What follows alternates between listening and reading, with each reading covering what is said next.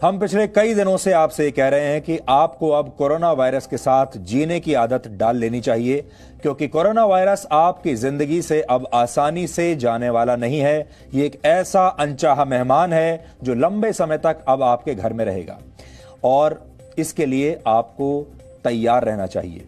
और इसी बात पर अब वर्ल्ड हेल्थ ऑर्गेनाइजेशन यानी WHO ने भी अपनी मोहर लगा दी है। WHO ने यह आशंका जताई है कि यह वायरस एक महामारी के तौर पर लंबे समय तक इंसानों के बीच रह सकता है और यह भी हो सकता है कि यह वायरस कभी भी पूरी तरह से खत्म न हो। वर्ल्ड हेल्थ ऑर्गेनाइजेशन ने इसकी तुलना HIV से करते हुए कहा है कि HIV की तरह इंसानों को इस वायरस के साथ भी जीने की आदत डालनी होगी। अब लोगों को कई तरह की सावधानियां बरतनी होंगी और इस वायरस की वैक्सीन मिल जाने के बाद भी आगे का रास्ता इतना आसान नहीं होगा, क्योंकि सब लोगों तक इस वैक्सीन को पहुंचाना भी बहुत मुश्किल काम होगा। अब सवाल यह है कि फिर क्या किया जाए। अगर कोरोना वायरस लंबे समय तक हमारे साथ रहने वाला है तो हम इसके लिए खुद को कैसे तैयार कर सकते हैं, क्योंकि आप में से बहुत सारे लोगों ने ये सोचा होगा अभी तक कि ये लॉकडाउन महीने 2 महीने का होगा, बहुत ज्यादा हुआ तो 3 महीने का हो जाएगा, उसके बाद ये कोरोना वायरस चला जाएगा और आपकी जिंदगी पहले जैसी हो जाएगी। लेकिन अब मानसिक तौर पर अपने आप को ये तैयार कर लीजिए, आपका जीवन पहले जैसा नहीं होगा। आज हम आगे की इस तैयारी को मेडिकल साइंस, समाज और मनोविज्ञान के जरिए से समझने की कोशिश करेंगे। पहले वैज्ञानिक नजरिए से उन 5 महत्वपूर्ण सच्चाइयों को आप समझिए जिनका सामना आपको और हमें मिलकर करना है।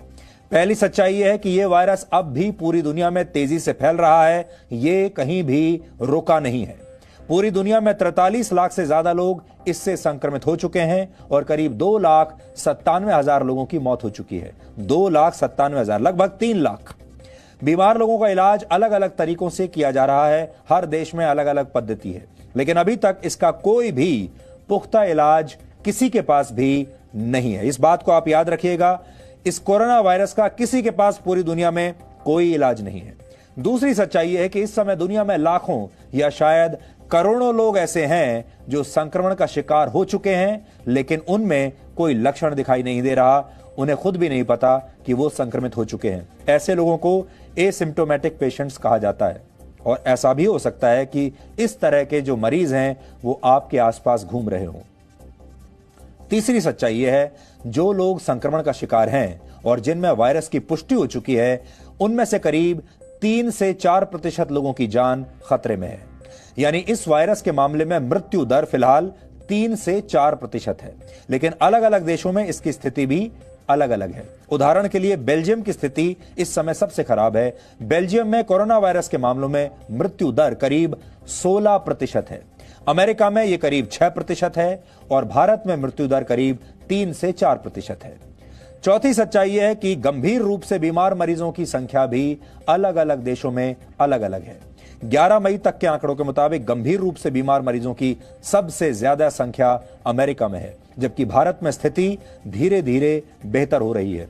पिछले हफ्ते तक भारत में कोरोना वायरस के कुल मरीजों में से करीब 9% लोग गंभीर रूप से बीमार थे, जबकि अब इनकी संख्या लगभग आधी रह गई है। अब भारत में कोरोना वायरस के सिर्फ 4.8% मरीजों की स्थिति ही गंभीर है।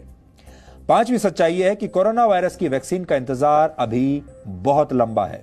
दुनिया भर में करीब 100 रिसर्च ग्रुप्स इस वायरस की वैक्सीन ढूंढने में जुटे हुए हैं, लेकिन वैक्सीन तैयार होने में अभी करीब 12 से 18 महीने का समय लग सकता है और 12 से 18 महीने के समय के बाद भी यह दुनिया भर में जब इसको डिस्ट्रीब्यूट किया जाएगा उसमें भी कई महीने या हो सकता है साल भर लग जाए। इसलिए ये जो सफर है ये बहुत लंबा रहने वाला है। इससे आप, अगर आपको रोड मैप इसका बनाना है तो लगभग आप 2 से 3 साल का रोड मैप बनाकर चलिए। आपको अगर वैक्सीन मिल भी गई तो भी आप तक राहत पहुंचने में, आपके जीवन में वापस नॉर्मलसी आने में 2 से 3 साल लग जाएंगे। No signal, no worry. Presenting Z News app with live TV, latest updates and expert opinion. Available on Google Play and App Store. Download it now.